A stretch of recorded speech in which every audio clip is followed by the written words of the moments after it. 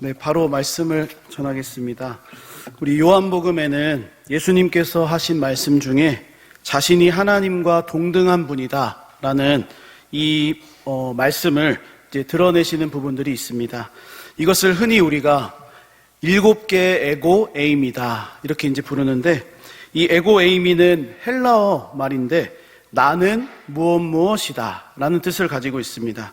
그래서 이런 표현으로 이제 출애굽기 3장에 보게 되면 우리 하나님께서 모세에게 자신을 나타내실 때 나는 스스로 있는 자니라 이런 표현을 이제 하셨는데, 이 말씀과 같이 우리 예수님께서도 요한복음에서 자신이 하나님이심을 드러내실 때 나는 무엇이다 라는 표현을 에고 에이미라는 말로 이제 사용을 하신 것이죠.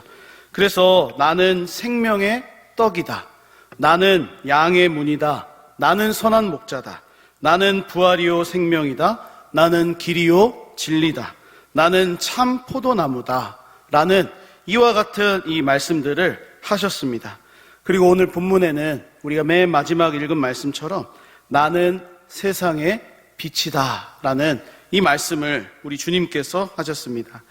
요한복음이 보여주는 것은 분명합니다. 바로 예수님이 하나님이 되신다 라는 것이죠. 우리를 위하여 이 땅에 오신 하나님의 아들, 세상의 빛, 우리의 선한 목자가 바로 예수 그리스도라는 것을 보여주고 계십니다. 오늘 본문에서도 나는 세상의 빛이라 이렇게 말씀하셨는데, 사실 오늘 본문은 이 요한복음 말씀 중에 조금 논란이 되는 부분을 가지고 있습니다. 왜냐하면 오늘 본문은 이제 요한복음 7장 53절부터 이제 시작이 되는데, 이 53절로 올라가면 각주로 이렇게 되어 있습니다. 가늠하다 현장에서 잡혀온 이 여자의 이야기가 어떤 사본에는 기록되어 있지 않다. 그러니까 다른 성경책, 헬라어 성경 다른 이 원문에는 이것이 이제 기록이 되어 있지 않은 겁니다. 그런데 또 다른 본문에는 이 말씀이 이제 기록이 되어 있는 거죠.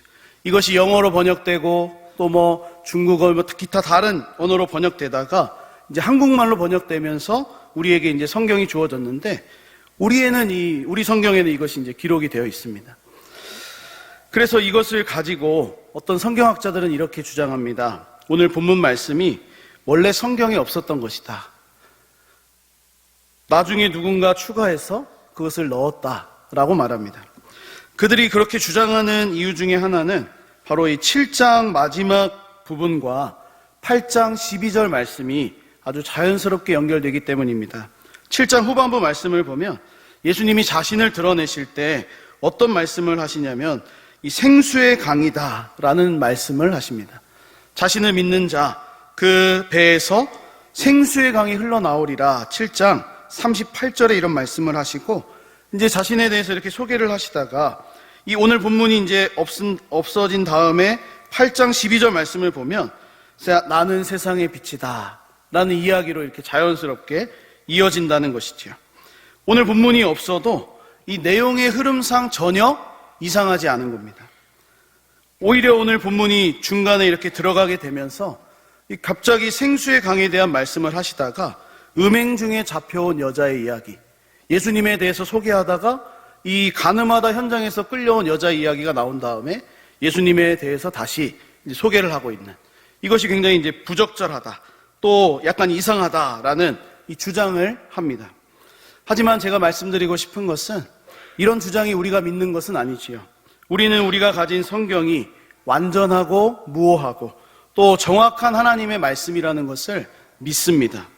그래서 내용의 흐름상 우리가 볼 때 이 음행 중 잡혀온 이 본문의 이야기가 중간에 낀 것처럼 보일지라도 하나님께서는 뭔가 이 생수의 강과 생명의 빛, 세상의 빛이라는 이 예수님을 나타내는 이 사이에 이것을 기록하신 목적이 있으시다라는 것이죠. 물론 증거상으로는 이 어떤 사본에는 이것이 기록되어 있지 않아서 성경을 연구하고 또 기록하는 그러한 이 학자들은 이것이 원래는 없었을 것이다 라고 말하지만 우리는 그렇게 받아들이지 않는다는 말씀입니다. 이것이 없어도 좋고 이것이 있어도 좋은 것이죠. 있음으로 해서 우리에게 더 이 은혜가 되고, 있음으로 해서 우리가 하나님의 말씀을 더 분명하게 알게 되는 어떤 하나의 증거가 된다고 생각합니다. 그래서 하나님께서 오늘 이 말씀을 주실 때에 생수의 강과 생명의 빛이라는 이 사이에 왜 오늘 본문의 이야기를 넣으셨는지를 우리가 한번 생각해 볼 필요가 있겠습니다. 오늘 본문 말씀은 이 예수님께서 우리를 위하여 생수의 강이 되시고 또 세상의 빛이 되심을 보여주시는 말씀입니다. 보여주시는 이야기입니다. 하나의 이제 사건을 소개해 주고 있는데, 가늠하다 현장에서 잡혀온 여자, 이 여인을 예수님께서는 품어주셨고 용서해 주셨고 그를 이 생명 안으로 이제 올 수 있도록 인도를 해 주셨습니다. 그래서 우리는 오늘 말씀을 통해서 그렇구나, 세상의 빛 되신 예수님, 그분을 만나게 되면 어떠한 변화가 있는지, 어떠한 은혜가 있는지 예수님의 말씀과 예수님의 행동을 통해서 이것을 이제 깨닫게 됩니다. 오늘 말씀의 이야기를 잠시 생각해 보면서 우리에게 주시는 어떤 변화 또 은혜들을 잠시 나누어 볼 텐데, 1절과 2절 말씀을 보니까 이런 배경이 나옵니다. 예수님께서 감람산으로 가셨다. 그리고 2절에 다시 아침에 성전으로 들어오셔서 이 사람들을 그곳에서 가르치고 계셨다. 여기서 이 재밌는 표현은 이것입니다. 2절에 보면 이 백성들이 다 나아오는지라, 그리고 예수님이 그들 가운데 앉으셨다. 그들을 재판하기 위해서 앉으시고 그들을 가르치시기 위해서 뭔가 이렇게 앉아 계신 이 선생님의 표현이 오늘 본문에서 드러납니다. 이런 상황에서 서기관들과 바리새인들은 음행 중에 현장에서 잡힌 여자를 끌고 옵니다. 그리고 그 여자를 가운데 세운 뒤에 예수님께 질문하지요. 이 여자가 가늠하다 현장에서 잡혔는데 예수님, 어떻게 하면 좋겠습니까? 4절과 5절 말씀을 보니까 예수께 말하되 선생이여, 이 여자가 가늠하다 현장에서 잡혔나이다. 현행범이라는 말이죠. 옛날에 과거에 지었던 죄가 아니라 지금 이렇게 표현하면 좀 이 생동감이 느껴질지 모르겠습니다. 따끈따끈한 죄인이다. 현장에서 잡혔다. 모세는 율법에 이러한 여자를 돌로 치라 명하였거니와 선생은 어떻게 말하겠나이까? 지금 예수님 앞에 나와서 이제 질문을 합니다. 근데 그들의 질문 속에는 어떠한 한 의도가 있는데, 바로 모세의 율법이라는 것을 자기들이 하고자 하는 질문 속으로 가지고 와서 예수님께 묻고 있습니다.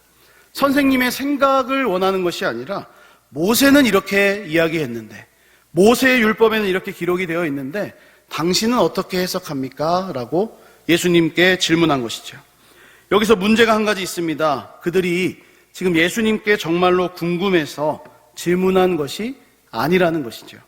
바로 예수님을 시험하기 위해서, 예수님을 걸려 넘어지게 하기 위해서 이 질문을 했습니다.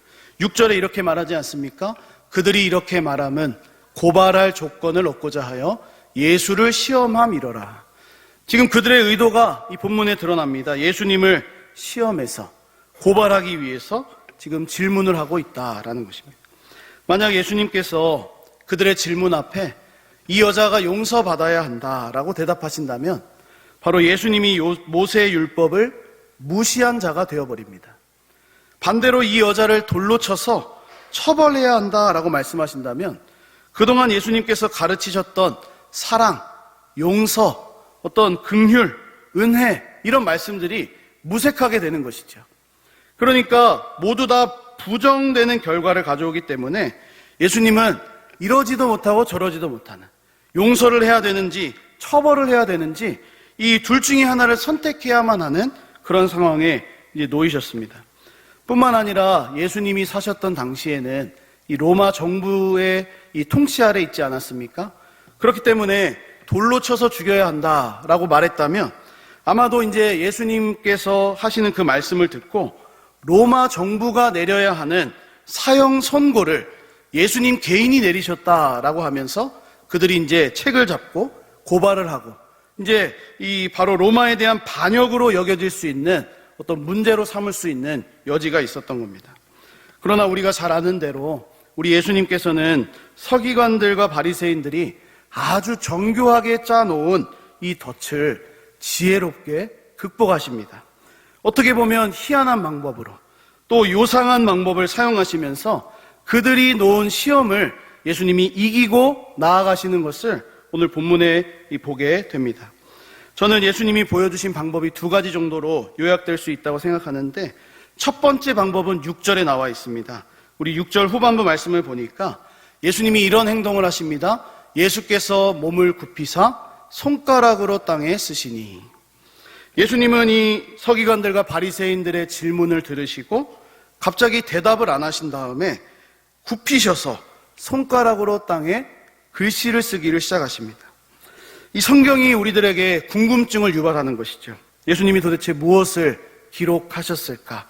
그 땅에는 예수님의 어떤 마음이 기록되어 있을까? 그러나 성경이 설명해 주고 있지는 않습니다. 무엇이 기록되어 있는지. 이 성경학자들은 이것을 이제 연구하니까요, 이 다양한 의견들을 냅니다. 너희 중에 죄 없는 자가 돌로 치라, 이 입으로 하신 그 말씀을 아마 땅에 먼저 쓰셨을 것이다. 다른 이 계명의 말씀들을 쓰셨을 것이다. 심지어 지금까지도 이것을 찾기 위해서 성경학자들이 이제 연구를 하고 있습니다. 무엇이 예수님이 이 기록하신 말씀일까? 그런데 정답은 우리가 알 수 없다라는 것이겠죠.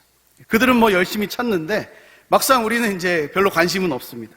예수님이 뭐라고 쓰셨든지 간에 중요한 것은 이 여자를 용서해 주셨다라는 것이겠죠. 어쨌든 성경이 말하고 있지 않기 때문에 우리가 예수님이 무엇을 기록하셨는지는 알 수가 없습니다. 그러나 여기서 한 가지 주목할 것이 있습니다. 바로 오늘 예수님께서 손가락으로 땅에 쓰시는 이 행동이 한 번이 아니고 두 번 등장한다는 말씀입니다. 6절에서도 손가락으로 땅에 쓰셨다고 말씀하고, 우리 7절에 갑자기 일어나셔서 이제 그런 말씀을 하신 다음에 8절 말씀을 보면 이런 말씀이 다시 나옵니다. 다시 몸을 굽혀 손가락으로 땅에 쓰시니. 그러니까 첫 번째로 6절에서 쓰신 다음에 일어나셔서 너희 중에 죄 없는 자가 먼저 돌로 치라 말씀하신 뒤에 또다시 굽혀서 손가락으로 땅에 쓰셨다는 것입니다. 그래서 우리는 예수님께서 무엇을 기록하셨는지 알 수 없지만 예수님께서 두 번 손가락으로 기록하셨구나 라는 것은 알 수가 있지요. 다시 말해서 우리가 알 수 있는 것은 내용이 아니라는 것입니다. 예수님이 무엇을 기록하셨는지 그 내용이 아니라 예수님이 두 번 쓰셨다는 행위만 알 수가 있습니다.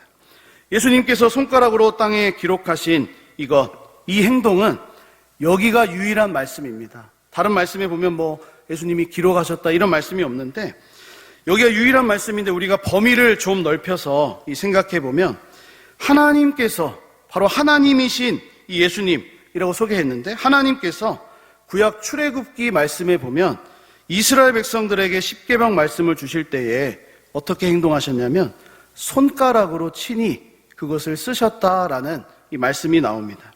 그리고 출애굽기 31장 18절 말씀을 보게 되면 이렇게 말씀합니다. 여호와께서 시내산 위에서 모세에게 이르기를 마치신 때에 증거판 둘을 모세에게 주시니 이는 돌판이요 하나님이 친히 쓰신 것이더라. 이 말씀에 이제 각주에 보게 되면 친히 쓰셨다라는 이 말이 손가락으로 쓰셨다라는 이 표현으로 이 출애굽기 31장 18절 말씀에 우리 성경에 이렇게 나와 있습니다. 그러니까 여기서 친히 쓰시는 그 하나님의 이 손가락, 이것이 요한복음에서 예수님이 땅에다 대고 쓰시는 그 말씀으로 이제 드러나고 있는 것이죠. 뿐만 아니라 하나님께서 이 손가락으로 쓰시는 행동을 두 번 하셨는데, 이스라엘 백성들이 첫 번째 계명을 받았을 때 금송아지를 섬겼죠. 모세가 내려오지 않자 그들이 시내산 아래에서 이제 이 금송아지를 섬길 때 모세가 그것을 이제 보고 하나님이 친히 쓰신 돌판을 어떻게 합니까? 던져서 깨트려 버립니다. 그래서 이제 하나님이 친히 쓰신 돌판이 없어졌습니다. 두 번째로 다시 올라가서 하나님이 어떻게 하십니까? 다시 친히 손가락으로 그것을 써 주십니다. 그러니까 성경에 하나님께서 두 번 손가락으로 말씀을 주셨는데 그것이 바로 십계명이고, 오늘 본문에서도 예수님께서, 하나님이신 예수님께서 이 가늠하다 현장에서 잡혀온 여인을 용서해 주실 때 한 행동 중에 하나가 바로 손가락으로 땅에다가 글씨를 쓰신 행동이다라는 것입니다. 그러므로 오늘 말씀에서도 우리가 주목해 볼 것은 바로 예수님께서 구약시대에 하나님이 보여주신 것처럼 이 비슷한 행동을 서기관들, 바리새인들, 그곳에 모여있던 사람들에게 보이셨다는 것이죠. 그래서 어떤 분들은 예수님이 땅에다 쓰신 것이 십계명 말씀이지 않을까라는 그런 상상도, 거룩한 상상도 이제 하기도 합니다. 아무튼 주목할 것은 이 땅에다 쓰시는 행동, 하나님과 같이 이 손가락으로 말씀을 쓰시는 그 행동을 통해서 서기관들과 바리새인들의 시험을 우리 예수님께서 이기고 계신다라는 것입니다. 이것이 우리에게 보여주는 성경적 진리가 있습니다. 그것은 우리 예수님이 바로 선과 악을 심판하시는 심판주가 되신다는 것이죠. 말씀을 주시는 분, 율법을 주시는 분, 이 여자가 과연 선한 여자인지 악한 여자인지를 심판하시는 분이 누구십니까? 예수 그리스도시다라는 것을 이 말씀을 친히 손가락으로 기록하시면서 그 행위를 통해서 하나님과 같은 행위를 보여주시면서 그것을 지금 드러내고 계신다라는 겁니다. 하나님 아버지께서 선과 악을 심판하는 권한을 가지고 계신 것처럼 우리 예수님께서도 하나님과 동등한 분으로서 지금 가늠하다 잡혀온 이 여인을 심판하실 뿐만 아니라 그것뿐만 아니라 지금 예수님을 시험하고자 찾아왔던 서기관들, 바리새인들, 이 사람들까지도 심판하시는 주가 되심을 보여주고 계십니다. 실제로 오늘 본문을 보면 이 예수님께서 하시는 행동 그리고 그 말씀들은 예수님이 지금 재판을 하고 계시는구나라는 이 표현을 우리가 느낄 수가 있습니다. 우리 아까도 이제 제가 2절에 예수님이 앉으셨다 이런 표현을 말씀했는데 이 재판장에 이 재판관이 들어오면 가장 먼저 하는 것이 있습니다. 자리에 앉는 것이죠. 서서 재판할 수도 있겠지만 자리에 먼저 앉습니다. 그리고 선과 악을 이제 다루지요. 이것이 선인지 이것이 악인지. 오늘 본문에서도 예수님이 이제 이 말씀을 하시는데 계속해서 이제 그들이 대답을 요구하자 7절에 이렇게 말씀하십니다. 이에 일어나 이르시되 너희 중에 죄 없는 자가 먼저 돌로 치라 하시고. 예수님의 지금 재판 결과이죠. 이 말씀이 예수님께서 그냥 이 여자를 돌로 쳐도 된다 그런 말씀도 아니고 그렇다고 해서 이 여자도 죄인이지만 너희도 다 죄인이지 않느냐, 그러니까 이 칠 것이 없다라는 말씀을 하시는 것도 아닙니다. 이 두 가지로 좀 구분해 볼 필요가 있는데 첫 번째는 너희 중에 죄 없는 자가 라는 이 말씀과 그리고 돌로 치라는 말씀을 우리가 잘 구별해야 되겠습니다. 무엇이냐면 바로 모세의 율법대로 자신을 시험하고자 했던 자들, 이 서기관들과 바리새인들을 향해서 우리 예수님이 말씀하시는 것은 신명기 17장 7절의 말씀을 가지고 이 율법으로 대항을 하신 것입니다. 그 말씀에는 이 돌로 치는 것을 이 먼저 할 사람이 있는데 바로 책임질 사람이 먼저 돌로 쳐야 한다고 기록을 하고 있습니다. 그러니까 예수님이 이 시험 가운데서 보여주시는 두 번째 방법은 그들의 시험 중에 율법으로 대답하셨다라는 것입니다. 첫 번째는 손가락으로 땅에 쓰시면서 행동으로 보여주셨고 두 번째는 율법으로 대답을 해 주셨습니다. 신명기 17장 7절에는 돌로 쳐서 죽여야 하는 이 죄인들을 벌할 때 반드시 그냥 아무나 와서 돌로 치는 것이 아니라 증인이 먼저 손을 대야 됩니다. 그 일에 책임질 수 있는 사람이 먼저 그 사람을 향해 돌을 치거나 이제 그렇게 그 사람을 향해서 이제 손을 댄 후에 나머지 백성들도 손을 댈 수가 있다는 말씀이 있습니다. 먼저 돌로 치라는 이 말씀, 이 여인이 죽어야 할 죄인이라면 이 여인의 죽음에 책임질 수 있는 사람, 그 사람이 먼저 나와서 돌을 던지라라는 말씀이겠죠. 그리고 죄 없는 자가라는 말씀을 더하셨는데 이 죄 없는 자라는 것은 우리가 아는 것처럼 죄 없이 당당하다고 생각하는 사람, 책임질 수 있는 사람, 그 사람이 나와서 돌을 던지라라고 하신 것이죠. 결국에 어떻게 됩니까? 서기관들과 바리새인들 이 모두는 떠나기를 시작합니다. 가늠한 여인 주변으로 모여있던 사람들, 예수님의 재판 결과를 아주 주목하여 보던 사람들이 떠나기를 시작합니다. 누구도 책임질 수 없었고 누구도 죄 없다 말할 수 없었기 때문에 그들이 도망가기를 시작한 겁니다. 이제 그 자리에는 예수님과 그 여인만 남았습니다. 이때 재판의 주인이 되시는 예수님께서 여인에게 물으십니다. 10절 말씀 보니까 예수님께서 일어나사 여자 외에 아무도 없는 것을 보시고 이르시되 여자여 너를 고발하던 그들이 어디 있느냐?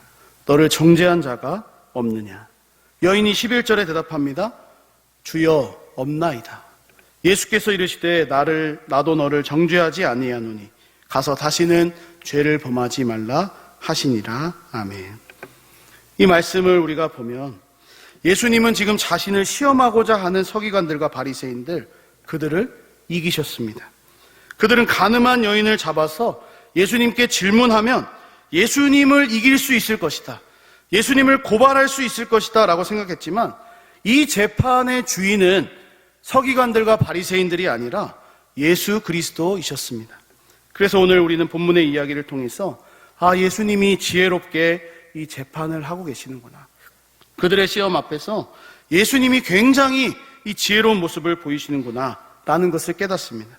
특별히 예수님은 어떤 분이십니까? 하나님과 동등하신 분으로서 땅의 손가락으로 이 글을 쓰시는 행동을 통해서 마치 구약의 이스라엘 백성들에게 율법을 주실 때에 하나님께서 친히 손가락으로 쓰신 것처럼 그 모습을 그대로 가지고 오시면서 하나님과 동등하신 분이다라는 것을 보여주고 계십니다. 그런데 동시에 이 재판의 주인이시고 이 재판에서 유일하게 돌을 던질 수 있는 유일한 사람으로 이 땅에 오신 예수님께서 가늠하다 잡혀온 여인을 용서와 사랑으로 품어주고 계십니다. 결국 이 여인은 사람들에 의해서 돌에 맞아 죽을 수밖에 없었던 그 자리, 예수 그리스도를 만나는 이것을 통해 다시 살게 된 것이죠. 예수님께서 12절에 말씀하십니다. 예수께서 또 말씀하여 이르시되 나는 세상의 빛이니 나를 따르는 자는 어둠에 다니지 아니하고 무엇을 얻으리라? 생명의 빛을 얻으리라. 이 여인은 죽음 가운데 놓여 있었습니다. 이제 돌에 맞아 죽어야 하는 그 상황, 서기관들과 바리새인들, 주변에 있던 모든 사람들이 아무도 그 여인을 보호해주고 그 여인을 챙겨주지 못했습니다. 그들은 그저 그 여인을 예수님을 시험할 도구로만 사용했습니다. 그러나 예수님은 재판의 주인이 되셔서 그 여인을 생명의 빛으로 인도해 주고 계십니다. 주 안에 사랑하는 여러분, 우리가 너무나 잘 아는 진리이지만 예수님은 세상의 빛으로 이 땅에 오셨습니다. 그래서 우리가 예수님께서 세상의 빛으로 오셨다는 것을 믿고 그분을 만난다면, 그분 안에 거한다면 우리는 무엇을 얻게 됩니까? 생명의 빛을 얻게 되는 것입니다. 이 여인도 가늠하다 현장에서 잡혔습니다. 현행범입니다. 빠져나갈 수 없었습니다. 이제 죽을 수밖에 없었는데 세상의 빛 대신 예수님을 만나게 됐고 생명의 빛을 얻게 된 것입니다. 말씀을 마무리하면서 좀 이 세 가지 정도로 적용해 보려고 하는데, 오늘 본문이 이제 보여주는 것은 분명합니다. 세상의 빛이신 예수님을 만날 때 일어나는 변화에 대해서 우리에게 말씀해 줍니다. 첫째는 서기관들과 바리새인들이 변화되었습니다. 무슨 변화냐? 바로 예수님을 시험하고자 하는 목적으로 찾아왔던 그들, 가늠하다 잡혀온 이 여인을 그저 그냥 자신의 시험 도구로만 사용하던 그들이 놀랍게도 변화됩니다. 서기관들과 바리새인들은 이 재판이 자신들의 손 안에 있었다고 생각했고 예수님을 걸려 넘어지게 할 수 있다고 그렇게 믿었습니다. 그러나 재판의 주인 되신 예수님, 세상의 빛으로 오신 이 예수님께서 하시는 행동, 그리고 율법의 말씀을 통해서 그들의 양심이 변화가 일어납니다. 9절 말씀에 보니까 이렇게 말씀하죠. 그들이 이 말씀을 듣고, 예수님이 하신 말씀을 들었습니다. 양심의 가책을 느껴 어른으로 시작하여 젊은이까지 하나씩 나가고 오직 예수와 그 가운데 섰는 여자만 남았더라. 그들의 마음, 굳어진 양심, 그들은 그냥 이 여인을 시험의 도구로만 사용하려고 했고 예수님을 걸려 넘어지게 하려는 그 목적으로 가지고 왔지만 예수님의 행동과 말씀을 통해서 세상의 빛 대신 예수님을 만나자마자 그들의 양심에 찔림을 받기를 시작합니다. 양심의 가책을 느끼기 시작합니다. 물론 그들이 예수님을 믿게 됐고 그들이 변화돼서 구원받은 백성이 됐다 이런 말씀은 없지만 그들에게 주신 하나님의 마음, 그것이 무엇입니까? 양심이죠. 하나님께서 우리를 창조하실 때 양심을 주시지 않았습니까? 그 양심이 가책을 느끼기를 시작한 겁니다. 세상의 빛 대신 예수님을 만나자마자. 디모데 전서 1장 19절 말씀에는 사도 바울이 디모데에게 이렇게 권면합니다. 믿음과 착한 양심을 가지라. 어떤 이들은 이 양심을 버렸고 그 믿음에 관하여서는 파선하였느니라. 믿음과 양심에 대해서 이 디모데에게 바울이 권면을 해주고 있는 겁니다. 어떤 이들은 양심을 버렸다. 양심을 버렸는데 믿음에 관해서 파선해버리는 그런 자들도 있었다라는 것이죠. 양심의 가책을 느끼고 양심의 찔림을 느끼고, 그래서 우리는 이 양심을 가질 필요가 있는데 착한 양심을 가지기 위해서 무엇을 해야 되겠습니까? 바로 생명의 빛 대신, 세상의 빛 대신 예수님 안에 거하는 삶을 살아야 하는 것입니다. 아무리 이 세상에서 착한 사람이라도, 아무리 우리 눈에 보기에 선한 양심을 가진 사람이라고 해도 예수님의 빛이 없다면 그 양심은 무너지게 되어 있고 넘어지게 되어 있고 파선하게 되어 있는 것이 바로 우리의 죄된 양심입니다. 그래서 우리는 생명의 빛 대신 예수님 안에 거할 때 우리의 양심이 선하게 될 수가 있고 착한 양심을 가질 수 있게 되고, 오늘 서기관들과 바리새인들도 그 양심의 가책을 느끼고 있는 것처럼 우리의 이 양심도 살아나게 되고요, 움직이게 되고요, 그 양심이 정말로 이 하나님 앞에서 선한 모습으로 사용될 수 있다는 것을 기억해야 되겠습니다. 만약 우리가 빛 대신 예수 안에 살지 않는다면 우리의 양심이 어떻게 되겠습니까? 굳어지게 될 것입니다. 세상을 살다 보면 양심이 굳어지죠. 뭐 이 정도쯤이야, 그냥 이 정도, 그냥 안 해도 괜찮겠지. 점점점 우리의 양심이 굳어지고 딱딱해지고 나중에는 양심이 없는 사람이 되는 것입니다. 그래서 얼마나 이 교회들이 욕을 먹냐면 양심이 없는 성도들이 너무나 많다, 이런 말도 있지 않습니까? 예수 안에 살지 않기 때문에, 생명의 빛 대신 주님 안에 우리를 던지지 않기 때문에, 그 안에 우리가 진정으로 거하지 않기 때문에 양심에서 굳어지고 양심이 없는 그러한 신앙생활이 되지 않나 한번 점검해 볼 필요가 있다는 것이죠. 두 번째는 이 여인이 변화되고 있습니다. 여인의 변화는 두 가지로 나누어 볼 수 있는데, 첫째는 예수님께서 말씀하신 죄로부터의 해방이고, 두 번째는 오늘 말씀의 제목인 생명의 빛을 얻는 이 변화입니다. 지금 예수님과 이 여인만 남았습니다. 그때 예수님이 하시는 말씀 중에 하나가 11절에 이런 말씀을 하십니다. 나도 너를 정죄하지 아니하노니 가서 다시는 죄를 범하지 말라 하시니라. 아멘. 이 말씀을 들은 여인이 가서 이 죄를 지었다라는 성경 말씀도 없고 죄를 짓지 않았다라는 말씀도 없습니다. 그러나 중요한 것은 그 주님의 말씀을 듣고 이 여인이 죄에서부터 해방되었다라는 것이죠. 예수님은 죄가 없으십니다. 재판의 주인이 되십니다. 그래서 이 여인을 향해 돌을 던질 수 있는 유일한 분이셨습니다. 하지만 예수님이 무슨 말씀을 주십니까? 돌이 아니라 죄로부터의 해방을 말씀하셨다는 것이죠. 예수님은 돌을 던지지 않으시고 오히려 이 여인에게 던져지는 보이지 않는 돌들, 사람들의 시선들, 이 여인은 죽어야 마땅하다라는 그 생각들을, 그 돌을 예수님이 친히 몸으로 맞아 주셨습니다. 예수님께서 이 땅에 오신 목적이 무엇입니까? 우리의 죄의 문제를 해결하시기 위함입니다. 그래서 이 여인의 죄를 용서하시고 우리 모두의 죄의 문제가 해결될 수 있도록 친히 자신의 몸을 찢으시고 자신의 몸을 이 던지심으로 우리를 죄로부터 해방시켜 주신 것입니다. 오늘 이 이야기가 보여주는 말씀이 그것입니다. 우리 모두의 죄의 문제를 바로 예수 그리스도께서 해결해 주셨다. 골로새서 1장 13절, 14절 말씀인데 우리 다 함께 보겠습니다.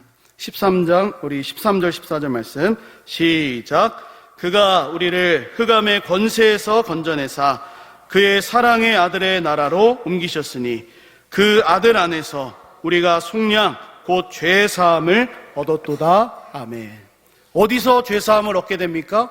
아들 안에서라고 성경이 말씀합니다. 아들은 오직 예수 그리스도, 그 한 분 안에서만 우리가 속량을 받을 수가 있는 것이고요, 죄로부터의 해방을 경험할 수가 있는 겁니다. 세상에 비치신 예수님을 만나자 이 여인이 죄로부터의 해방을 경험하게 된 것입니다. 그러므로 우리도 이 생명의 빛 대신 예수 안에서 흑암의 권세에서 지금 벗어나 있다, 죄사함의 자유를 누리고 있다, 그리고 사랑의 아들의 나라에서 살아가고 있다는 것을 우리가 감사하면서 그렇게 보낼 수 있기를 주님의 이름으로 축복합니다. 마지막 변화는 생명의 빛을 누리게 되었다는 것입니다. 이 여인은 죽음의 자리에서 생명의 이 삶으로 이제 변화된 것이죠. 이것이 온전히 예수님의 은혜였고, 이 세상의 빛 되신 예수님을 만나자마자 이 여인에게 허락된 축복이었습니다. 우리 시편 36편 9절 말씀에 보게 되니까 이런 말씀이 있습니다. 진실로 생명의 원천이 주께 있사오니. 생명의 원천이 어디에 있습니까? 하나님께 있습니다. 예수 그리스도께, 우리 주께 있습니다. 그러면서 주의 빛 안에 우리가 빛을 보게 됩니다. 말씀합니다. 우리가 빛을 보기 위해서는 어디에서 거해야 되냐면 주의 빛 안에, 그의 빛 안에 거할 때에 생명의 원천이 거기에 있기 때문에 우리가 생명을 누리며 더욱더 풍성한 삶을 살게 되는 것이죠. 말라기 4장 2절에서도 유명한 말씀이 있습니다. 내 이름을 경외하는 너희에게는 공의로운 해가 떠오를 것이다. 치료하는 광선이 비추게 될 것이다. 너희가 나가서 외양간에서 나온 송아지같이 뛰리라 말씀합니다. 생명의 빛 되신 예수님을 만났을 때 예수님께 우리가 생명을 공급받게 되는 존재가 되는 것이죠. 물론 기적적인 은혜도 필요할 것이고, 또 병중에 있는 성도들은 일어나는 치료의 어떤 은혜도 필요할 것이지만, 가장 중요한 것은 우리가 죄와 사망으로 갈 수밖에 없었는데 이것이 치료되어져서, 이것이 회복되어져서 그의 사랑의 아들의 나라로 그 향해 가고 있는 존재가 되었다라는 것입니다. 사랑하는 여러분, 생명의 빛 되신 예수님을 자주자주 만날 수 있기를 주님의 이름으로 축복합니다. 그래서 양심의 변화가 필요한 분들에게는 양심이 변화되는 일들, 죄 사함을 누리는 그러한 자유를 느끼고 싶은 분들에게는 하나님 주시는 죄 사함의 자유, 무엇보다 생명의 빛으로 회복되어야 하는 분들이 계신다면 우리 예수님 앞에 나와서 생명의 빛으로 회복되는 은혜가 있기를 주님의 이름으로 간절히 축복합니다.